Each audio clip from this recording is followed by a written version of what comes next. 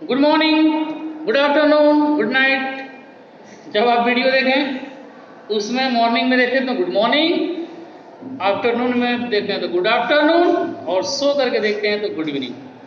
My dear students, आज हम लोग एक नया चैप्टर पढ़ेंगे, collection and organisation of data, mean, mode और मीडियन। ये आज हम लोग एक नया चैप्टर पढ़ेंगे। इसमें हम लोग डाटा, मीन, मोड और मीडियन के बारे में पढ़ेंगे। First of all I tell you what is the data. Data क्या होता है? तो data is the collection of information. Data is the collection of information. ये कलेक्शन ऑफ इंफॉर्मेशन क्या होता है? सपोज दैट मैंने क्लास में कोई एक टेस्ट लिया। सपोज दैट मैंने क्लास में कोई एक टेस्ट लिया, कोई 50 स्टूडेंट्स हैं। अगर जो 50 स्टूडेंट्स हैं, मैंने कोई एक टेस्ट लिया तो उसमें कोई 1 पाएगा, कोई 2 पाएगा, कोई 5 पाएगा, कोई 9 पाएगा, कोई 10 पाएगा, कोई 6 पाएगा, कोई 0 पाएगा, कोई 2, कोई 5, कोई 4, कोई 1। ऐसे करके 50 स्टूडेंट्स हैं तो 50 तरह के नंबर वो लोग पाएंगे। और यदि मैक्सिमम मार्क्स यदि 10 नंबर का है तो जो हम एग्जाम लेंगे, कोई 1, कोई 2, कोई 3, ऐसे डैश डैश बहुत सारे, यदि 50 स्टूडेंट हैं तो 50 नंबर होगा। तो मैंने कहा मॉनिटर से कि मॉनिटर, आप जो स्टूडेंट्स जितने नंबर पाए हैं आप जो है एक पेज पर लिख करके सबका नंबर हमको दे दीजिए। तो ये हमारे पास डाटा आ गया और ये जो होता है that is the data is known as the information. Information से मेरा मतलब है ये कौन कितना नंबर पाया। तो आपसे कोई पूछ देता व्हाट इज द डाटा, तो data is the collection of information. Data is the collection of information. जब मैं इस इंफॉर्मेशन को जो है एक न्यूमेरिकल टाइप में लिख देता हूँ। न्यूमेरिकल टाइप में मेरा मतलब है, कभी कभी आप देखते हैं टेस्ट होता है तो हम लिख देते हैं ए ग्रेड लिख देते हैं, फिर ए प्लस लिख देते हैं, ए डबल प्लस लिख देते हैं। तो ये भी एक तरह की इंफॉर्मेशन हुआ। जब इस इंफॉर्मेशन को हम ओरिजिनल फॉर्म में लिख देंगे तो that is known as the raw data. इसको हम लोग क्या बोलते हैं? Raw data. अब एक आता है हमारा अरे। अरे क्या होता है कि जब हम किसी डाटा को असेंडिंग ऑर्डर या फिर डिसेंडिंग ऑर्डर में लिखते हैं तो इज नोन एज द अरे। Arrange the numerical figures of ascending order और डिसेंडिंग ऑर्डर इज कॉल्ड अरे। टेबुलेशन ऑफ डाटा क्या होता है? Arranging the data systematic form. Systematic form से मेरा मतलब ये है कि मान लीजिए हमने मॉनिटर से पूछा कि मॉनिटर बताइए 1 से लेकर के 5 के बीच में कुल कितने स्टूडेंट नंबर पाए हैं। तो अगर जो हम इस डाटा को सिस्टमेटिक तरीके से रखे रहेंगे तो हमको तुरंत पता लग जाएगा कि इतने नंबर से लेकर के इतने नंबर के बीच में कुल कितने स्टूडेंट पाए हैं। तो जब हम डाटा को एक सिस्टमेटिक तरीके से, एक सिस्टम के तरीके से जब हम उसको पुट करेंगे तो उसको हम लोग बोलते हैं, क्या बोलते हैं? Tabulation of the data. एक होता है frequency of an observation. Frequency क्या होती है? जैसे मान लीजिए इस टेस्ट में 2 कितनी बार आया है, तो 2 जो है फ्रीक्वेंसी है, 2 कितनी बार आई है। तो the number of times of particular observation occurs is called its frequency। मतलब इस नंबर में 2 कितनी बार आया है, ये उसकी क्या हो जा रही है, ये फ्रीक्वेंसी होती है। आइए एक्सरसाइज 28। अब हाँ, मीन इक्वल टू, देखिए अब एक होता है अनग्रुप्ड डाटा। मीन 2 तरह से निकाले जाते हैं, एक ग्रुप्ड डाटा में और एक अनग्रुप्ड डाटा में। तो मीन इक्वल टू जो होता है, मीन इक्वल टू होता है sum of the observation, sum of the given observation, sum of observation, formula याद रखिएगा, sum of given observation, sum of given observation upon number of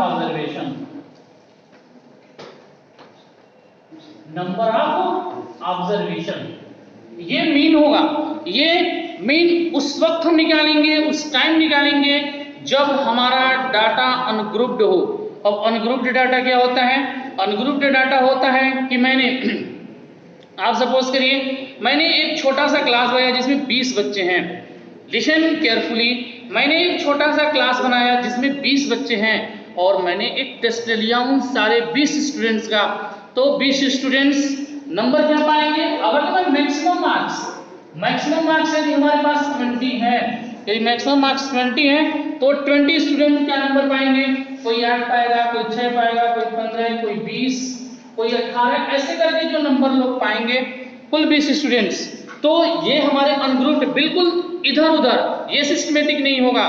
तो जो डाटा सिस्टमेटिक नहीं होता है ये न तो ही वो असेंडिंग ऑर्डर में होता है, न ही वो डिसेंडिंग ऑर्डर में होता है, उस डाटा को हम लोग बोलते हैं अनग्रुप्ड। बिल्कुल अटरेंड तरीके से होता है, वह बिल्कुल सिस्टमेटिक नहीं होता है, वह जो डाटा होता है वह डाटा होता है अनग्रुप्ड डाटा। इस कंडीशन में जो मीन होती है, मीन बराबर होती है sum of the given observation upon total number of observation. सारे नंबर को प्लस कर देते हैं और कुल कितने नंबर हैं उसको हम उससे डिवाइड कर देते हैं। जैसे आप क्लास 6th या 5th में आप पढ़े होंगे एवरेज में हम क्या कर देते थे? सारे नंबर को प्लस कर देते थे और कुल कितने नंबर हैं उससे हम क्या कर देते थे? डिवाइड कर देते थे। ठीक वैसे ही जब हम इसका यूज स्टैटिस्टिक्स में करते हैं तो वहां इसको हम मीन बोलते हैं। जब इसका हम यूज अर्थमेटिक में पढ़ते हैं तो अर्थमेटिक में हम इसको क्या बोलते हैं? एवरेज बोलते हैं। लेकिन जैसी इसकी स्टडी जब हम स्टैटिस्टिक्स में करते हैं तो उसको हम लोग बोलते हैं मीन बराबर होता है sum of the given observation upon number of observation. जैसे एवरेज में आप फाइंड कर देते थे कुल कितने नंबर है, साले को प्लस किए और प्लस करने के बाद कितने नंबर है आप उससे डिवाइड कर देते थे। बहुत इजी लगता था, ये भी ठीक वैसे ही है। यदि मीन हमारा टेबुलेशन डाटा में है, टेबुलेशन डाटा मतलब यानी ग्रुप्ड डाटा में है, जैसे ग्रुप्ड डाटा में है जो एक सिस्टम से रखा गया है। जैसे मैंने कहा 60 के, देखिए 60 के कुल कितने स्टूडेंट हैं, ऐसे एक बिल्कुल सिस्टमेटिक तरीके से लगाया गया है। मान लीजिए यहाँ मार्क्स हैं और यहाँ स्टूडेंट हैं, तो 60 के कुल कितने स्टूडेंट हैं? 4 स्टूडेंट हैं। 50 के कुल कितने स्टूडेंट हैं? 4 स्टूडेंट हैं। 60 के कितने स्टूडेंट हैं? तो 8 स्टूडेंट हैं।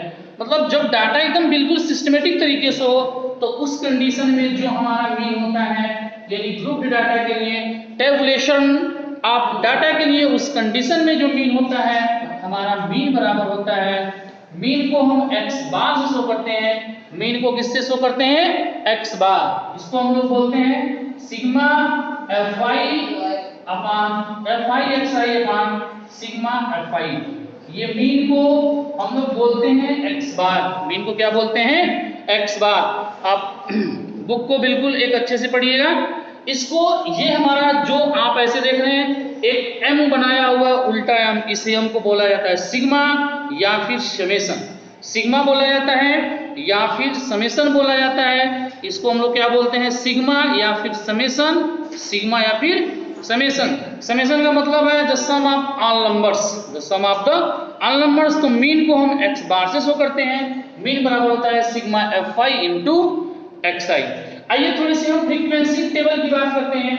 अब थोड़ी सी फ्रीक्वेंसी टेबल की हम बात करते हैं। तो फ्रीक्वेंसी टेबल क्या होता है? फ्रीक्वेंसी टेबल के लिए हम बात करते हैं। तो फ्रीक्वेंसी टेबल बनाने के लिए सबसे पहले जो हमारे पास नंबर दिया रहता है, या ये कह सकते हैं जो हमारे पास डाटा दिया रहता है, उस डाटा को सबसे पहले हम अरेंज करते हैं असेंडिंग ऑर्डर या फिर डिसेंडिंग ऑर्डर। इसमें अरेंज करते हैं असेंडिंग ऑर्डर या फिर डिसेंडिंग ऑर्डर। किसी एक ऑर्डर में उसको अरेंज कर देते हैं। अरेंज करने के बाद हम देखते हैं कि उसकी फ्रीक्वेंसी क्या है, फिर उसके बाद एक और कॉलम बनाते हैं टैली मार्क्स। हमको फ्रीक्वेंसी टेबल बनाने के लिए 3 चीज की जरूरत पड़ती है। पहला हमारा होता है ऑब्जर्वेशन, पहला कॉलम होगा ऑब्जर्वेशन, और दूसरा हमारे पास कॉलम होगा टैली मार्क्स, और तीसरा हमारे पास कॉलम होता है फ्रीक्वेंसी। हमारे पास हम क्या कर देते हैं फ्रीक्वेंसी टेबल बनाने के लिए हमारे पास 3 कॉलम हम बनाते हैं, एक ऑब्जर्वेशन बनाते हैं, एक टैली मार्क्स बनाते हैं और एक हम फ्रीक्वेंसी बनाते हैं। जैसा क्वेश्चन नंबर 1 है, जैसे क्वेश्चन नंबर 1 है, क्वेश्चन नंबर 1 में कह रहा है कि डाइस वाज गिवन 20 टाइम्स। देखिए एक डाइस को थ्रो किया गया है 20 टाइम्स, यानी पहली बार में थ्रो किया गया तो 5 आ गया। देखिए फ्रीक्वेंसी टेबल बनाना है। दूसरा पहली बार फेंका गया तो 5 है, फिर 2 है, फिर 1 3 4, 1 है, 3 है, 2 टाइम्स 4 है, 5 6 डबल 2 है, 4 डबल 5 है, 4 5 6 डबल 2, 4 डबल 5 1, 4 डबल 5 1। ये एक डाइस को थ्रो किया गया है 20 टाइम्स। अब समझिएगा, डाइस को थ्रो किया गया है 20 टाइम्स। पहली बार थ्रो किया तो 5 आया, दूसरी बार हमने थ्रो किया तो 2 आया, तीसरी बार हमने थ्रो किया तो 1 आया, चौथी बार हमने किया तो 3, फिर 4, फिर 5, डैश डैश डैश डैश करते करते 20 टाइम्स उसको जो है उसको और डाइस को थ्रो किया। थ्रो करने के बाद हमने जो आया, हमने एक डाटा नोट किया और जो डाटा आया हमारे पास ये आया। अब कह रहे हैं कि इस डाटा को लेकर के आप फ्रीक्वेंसी टेबल बनाइए। कह रहे हैं कि arrange the above data in ascending order and prepare the frequency table. हमको इसको अरेंज करना है किसमें? असेंडिंग ऑर्डर में। तो याद लिखेंगे arrange the data in ascending order. हम इसको असेंडिंग ऑर्डर में अरेंज कर देते हैं। इस डाटा को हम असेंडिंग ऑर्डर में अरेंज कर देते हैं। तो असेंडिंग ऑर्डर में आई थिंक सबसे स्मॉलेस्ट नंबर होता है, तो सबसे स्मॉलेस्ट कौन है? 1 है। 1 कितनी बार है? 1 2 बार है। 1 के बाद 2 होती है, तो 2 कितनी बार है? तो 1 2 3 4 5, 5 टाइम्स 2 है, 2 2 2 2 और 2, 1 2 3 4 5। बात आती है 3 कितनी टाइम्स? देखिए 3 एक यहाँ है और कहीं 3 है, एक ही बार आई थिंक आया है। 3 जो है 1 टाइम्स आया है। उसके बाद 4 कितनी बार आया है? 1 2 3 4 बार आया है। 1 2 3 4 जो है 4 बार आया है। उसके बाद 5 कितनी बार आया है? तो 1 2 3 4 5 6 बार आया है। 1 2 3 4 5 और 6। उसके बाद नंबर है 6 कितनी बार आया है? तो 6 आई थिंक 2 बार आया है। 6 कितनी बार आया है? 2 बार। मैंने क्या कर दिया, इसका फ्रीक्वेंसी टेबल बनाने के लिए first of all we arrange this number ascending order और descending order. Then after we draw a line, 2 lines observation. सबसे पहले ऑब्जर्वेशन में, उसके बाद हमने बनाया टैली मार्क्स के बाद हमने बनाया फ्रीक्वेंसी। हमने क्या बना लिया? फ्रीक्वेंसी। अब ऑब्जर्वेशन मतलब नोटिस। हमने क्या नोटिस किया? जो 1 है वो कितनी बार आया है? 2 बार आया है।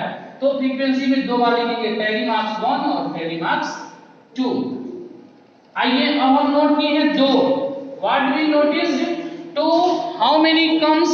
2 is comes to 1 2 3 4 5 times. 2 comes to the 5 times. 1 2 3 4 then after 5.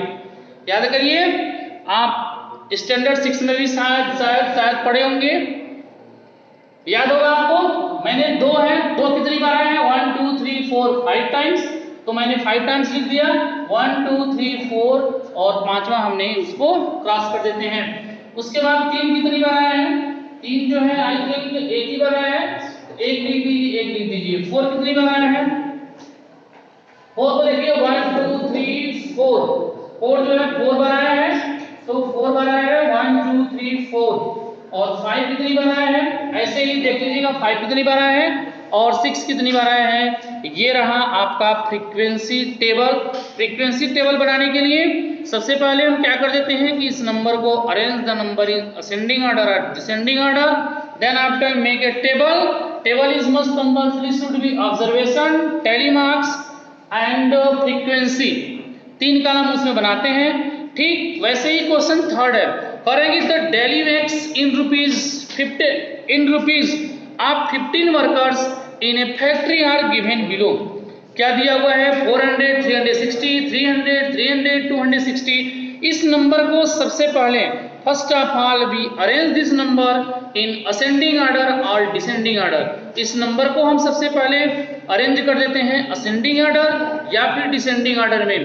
Arrange the number above ascending order and prepare a frequency table.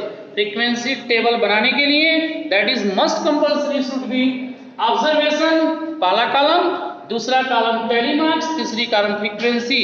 चाहे तो फ्रीक्वेंसी इधर भी लिख सकते हैं और टेली मार्क्स इधर भी लिख सकते हैं, ये आप कंसीडर कर सकते हैं, ऐसा कर सकते हैं। नाउ इतना करने के बाद फ्रीक्वेंसी टेबल आप बनाएंगे। क्वेश्चन नंबर 4 कह रहे हैं कि right the data given below in ascending order then prepare a frequency table. तो फ्रीक्वेंसी टेबल आप इसका भी प्रिपेयर कर लीजिएगा, इसको असेंडिंग ऑर्डर में लिख लीजिएगा या फिर डिसेंडिंग ऑर्डर में, ये आपके ऊपर डिपेंड करता है, किसी एक ऑर्डर में लिखिए। और ऑर्डर लिखने के बाद आप ऑब्जर्वेशन 3 कॉलम बनाइए। तो ऑब्जर्वेशन, एक टेली मार्क्स, एक फ्रीक्वेंसी, 3 कॉलम होनी चाहिए। ऑब्जर्वेशन में आप देखेंगे जो सबसे स्मॉलेस्ट होगा और जो सबसे ग्रेटेस्ट होगा, ऐसे करते करते आप कॉलम को बना देंगे। Question number 5 fill in the blanks. Fill in the blanks ये मस्ट है, फिल इन द ब्लैंक्स करिएगा। और एक बहुत इंपॉर्टेंट मैसेज ये है कि आपकी ये जो टेली मार्क्स जो अब हम पढ़ा रहे हैं, ये मैथ की सेकेंड कॉपी में होनी चाहिए, जिसमें आपने अभी तक ज्योमेट्री लिखा हुआ है, ये सेकेंड की कॉपी में होनी चाहिए, मैथ सेकेंड की कॉपी में होनी चाहिए। बिल्कुल ये चीजें आपको बिल्कुल क्लियर होनी चाहिए कि अब जो हम कलेक्शन एंड ऑर्गेनाइजेशन डाटा हम जो पढ़ रहे हैं, मोड, मीड और मीडियन, ये जो है आपके मैथ सेकेंड की कॉपी में होनी चाहिए, ये बिल्कुल क्लियर कट होना चाहिए आपको। फिर फिल इन द ब्लैंक्स बहुत ही इंपॉर्टेंट है, ये एग्जाम में आ सकता है, इसलिए आप इसको छोड़ेंगे नहीं, दैट इज मस्ट। पहला करेंगे fill in the blanks. Fill in the blanks में करेंगे data measure information in the form of, जो डाटा हम मेजर इंफॉर्मेशन करते हैं वो किस फॉर्म में होता है, तो that is in the form of numerical form, that is the form of numerical form. तो पहले में क्या फिलअप करेंगे हम, न्यूमेरिकल फॉर्म। सेकेंड है data obtained in the, data को हम किसमें ऑब्टेन्ड करते हैं, from called the raw data original form. जब उस डाटा को हम ओरिजिनल फॉर्म में, जब किसी डाटा को, मैंने अभी बताया कि हमने क्या किया, हमने ग्रेडिंग सिस्टम से नंबर लिखा। जब ग्रेडिंग सिस्टम से हम नंबर लिखेंगे तो हम A+ लिखेंगे, A- लिखेंगे, उसको जब एक न्यूमेरिकल फॉर्म में हम ड्रा कर देते हैं, तो अगर जो हम उसको एक ओरिजिनल फॉर्म में लिखते हैं तो वह जो होता है हमारा क्या होता है, रॉ डाटा। तो सेकंड वाले में क्या फिलअप होगा, ओरिजिनल। थर्ड है arrange the number numerical figure ascending order और descending order is called to the array. जब हम किसी डाटा को या तो असेंडिंग ऑर्डर में करते हैं या फिर डिसेंडिंग ऑर्डर में करते हैं, तो उसे हम लोग क्या बोलते हैं, अरे बोलते हैं। Now fourth, the number times a particular observation occurs is called to the frequency.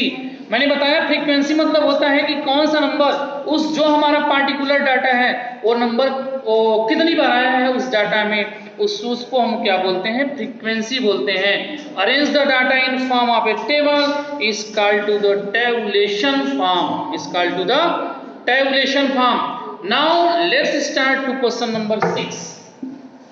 आइए क्वेश्चन नंबर 6 कर देते हैं, दैट्स वेरी इजी। अब इसमें मल्टीप्लिकेशन और एडिशन की जरूरत पड़ेगी और डिवाइडेशन की जरूरत पड़ेगी, तो जिसका जो काम है मल्टीप्लिकेशन का वो तैयार हो जाए। आइए क्वेश्चन नंबर 6, क्वेश्चन नंबर 6 की यदि हम बात कर देते हैं, देखिए करेंगे find the mean of first 5 natural number.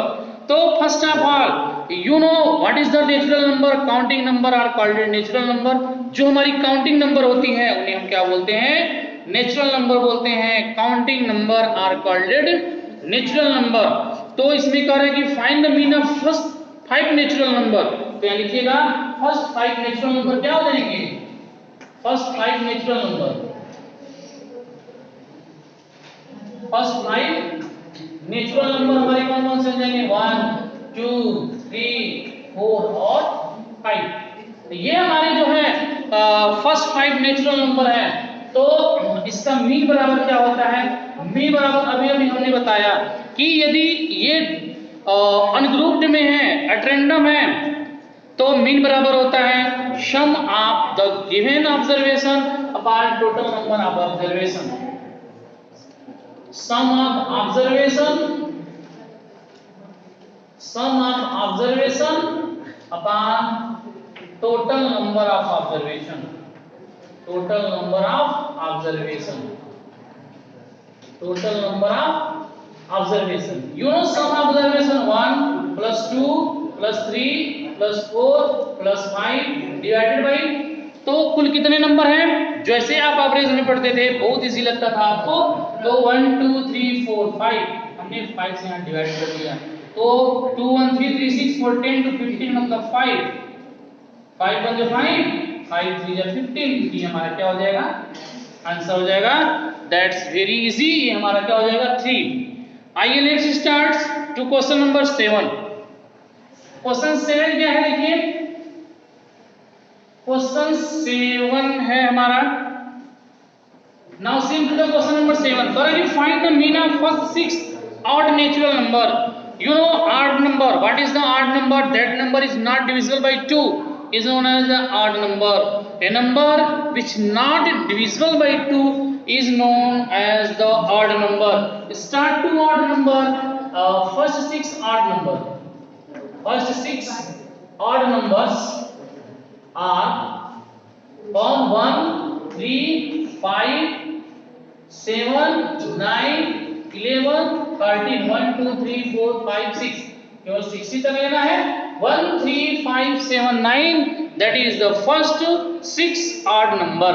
Then mean equal to, we know that mean equal to sum of observation. Mean equal to sum of observation, क्या लिखेंगे? sum of observation,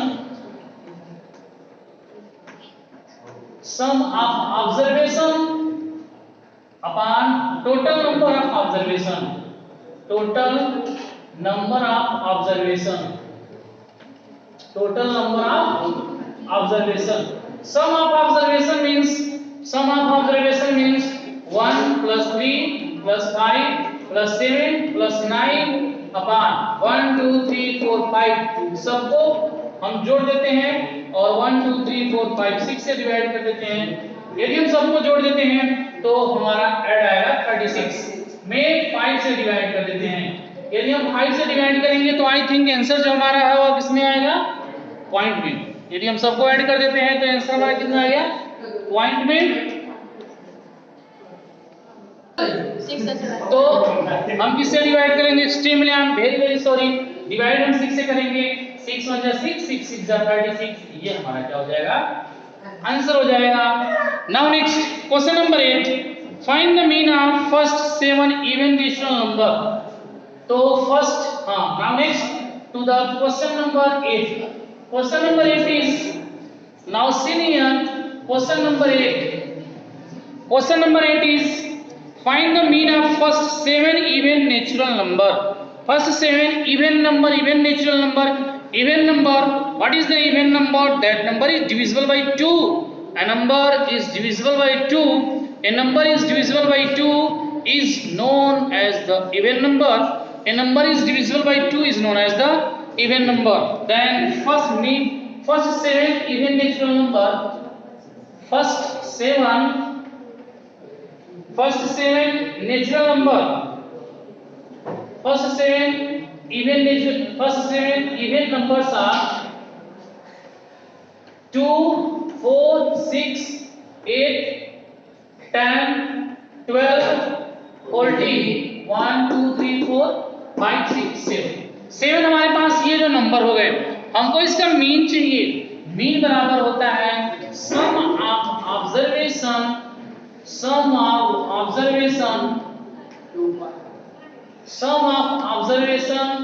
upon total number of observation. Total number of observation. Total number of observation. सबको यदि हम plus कर देते हैं, किसको 2 को प्लस 4 को प्लस 6 को प्लस 8 प्लस 10 प्लस 12 प्लस 14 सबको प्लस करेंगे तो कितना आ जाएगा? हमने प्लस कर दिया 2 4 6 8 10 12 और 14। इसको प्लस करने के बाद 1 2 3 4 5 6 7 से हम क्या कर देंगे? डिवाइड कर देंगे। तो 2 को 4 6 8 12 और 14 मैंने सारे नंबर को प्लस कर दिया, तो प्लस करेंगे तो कितना आ जाएगा? 56। 56 को हम किससे डिवाइड करेंगे? 7। किससे डिवाइड करेंगे? 7। 7 1 जा 7 7 8 जा 56। ये हमारा क्या हो जाएगा? आंसर हो जाएगा। Now next to question number 9। Question number 9 is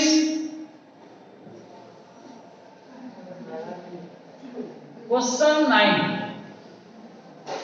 है हमारा, देखिए 9 क्वेश्चन नंबर 9 कह रहा है कि find the mean of first 5 prime numbers. We know that what is the prime number? Prime number are that number which have exactly 2 factor. Prime number are that number which have exactly 2 factor. You know, prime number are that number which have exactly 2 factor. अब बिल्कुल ये मत समझिएगा कि 2 prime number नहीं है, 2 भी prime number है। You know why? Because 2 have only 2 factor 1 and itself. So 2 is the prime number. 2 is the smallest prime number, you can say that. 2 is the smallest prime number. तो find the mean of first 5 prime number. तो first 5 prime numbers, first 5 prime numbers are कौन कौन से हमारे पास prime number है? 2 है, 3 है, 5 है, 7 है, 1 2 3 4 7 के बाद हमारे पास 11 है। ये वो नंबर है, ये हमारे फर्स्ट 5 प्राइम नंबर है। You know why? Because they have exactly 2 factor. Because they have exactly 2 factors, so that is the first 5 prime number। और इसका मीन पूछ रहा है, तो मीन बराबर we know that mean equal to sum of observation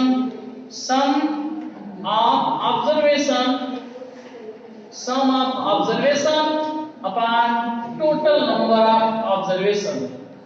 total number of observation, total number of observation। You know, sum of observation means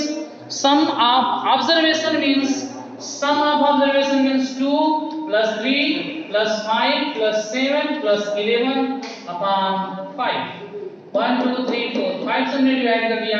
हमने 3 और 2 को 5 को हमने प्लस कर दिया, तो कितना? 3 को 2 5 7 और 11 को प्लस किया 28। हमने इसको 5 से डिवाइड कर दिया। तो जब हम 5 से डिवाइड करेंगे तो देखिए 5 के टेबल में 28 आएगा नहीं, इसलिए इसका जो आंसर होगा वो किस में आ जाएगा? पॉइंट में आएगा। तो क्या हो जाएगा? 5.6। ये हमारा जो है आंसर हो जाएगा। That is the answer. Now question number 10। Question number 10 is, now start to the question number 10। Question number 10 is 10 करेगी find the mean of first 6 multiple of 5। What is the multiple? First 6 multiple of 5। You know that we study in class I think 4 5th and also 6 we about multiple. What is the multiple of, what is the multiple? Multiple क्या होता है? आप table पढ़ते जाते हैं। जैसे हमने पूछा 5 का मल्टीपल बताइए, तो 5 1 जा 5 5 2 10 5 3 15। So we continue so on is known as the multiple. तो find the mean of first 6 multiple of 5। तो फर्स्ट 6 मल्टीपल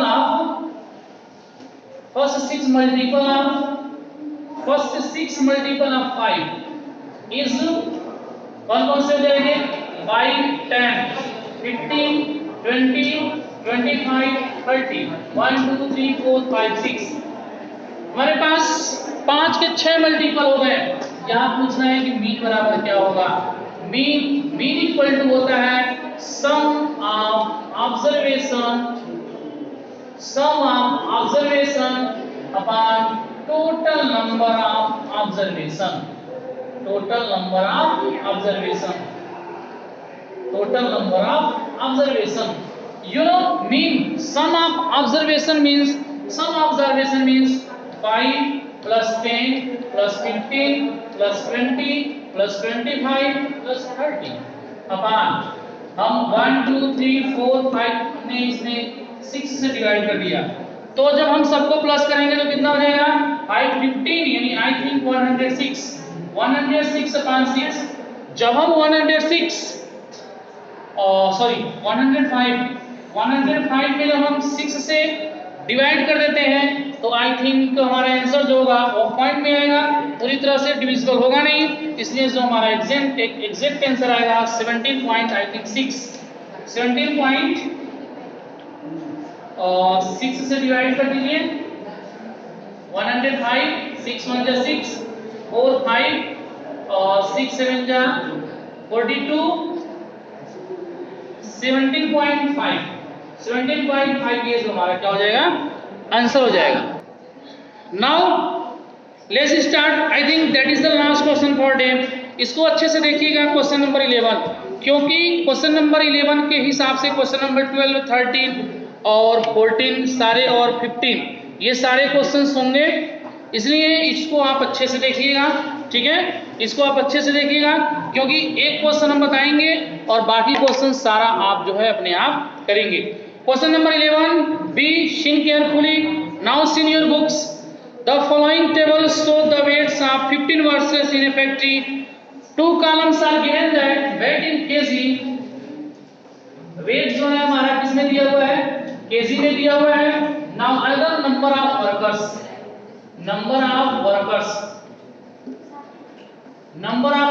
जो है हमारे पास 2 कॉलम बनाया हुआ है, ये हमारे हैं 60 के हमारे हैं 4, 60 के हमारे 4 है, 63 के हमारे कितने हैं 5 और उसके बाद 66 के हमारे हैं 3, देन आफ्टर 72 के हैं 1 और उसके बाद 75 के हैं हमारे कितने 2 हैं। तो इस तरह से हमारे पास एक टेबल है, एक हमारे पास टेबल है, टेबल में calculate the mean the weight, हमको मीन इसका निकालना है, तो हम मीन इसका कैसे निकालेंगे, देखिए हम यहाँ सॉल्यूशन बनाते हैं और एक अपनी तरफ से हम टेबल बनाते हैं। ये जो हमारा डाटा है वह कौन सा है, ये टेबुलेशन फॉर्म में है। क्यों टेबुलेशन फॉर्म में है, क्योंकि हम यहाँ इजीली फाइंड कर लेंगे कि 60 केजी के कुल कितने वर्कर्स हैं, तो 4 वर्कर्स हैं, 63 केजी के कुल कितने वर्कर्स हैं, तो 5 वर्कर्स हैं, 66 के कुल कितने के 66 केजी के कुल कितने वर्कर्स हैं, तो 3 वर्कर्स हैं, 72 के कुल कितने वर्कर्स हैं, तो 1 वर्कर्स हैं और 75 के कुल कितने वर्कर्स हैं, तो 5 वर्कर्स। अगर जो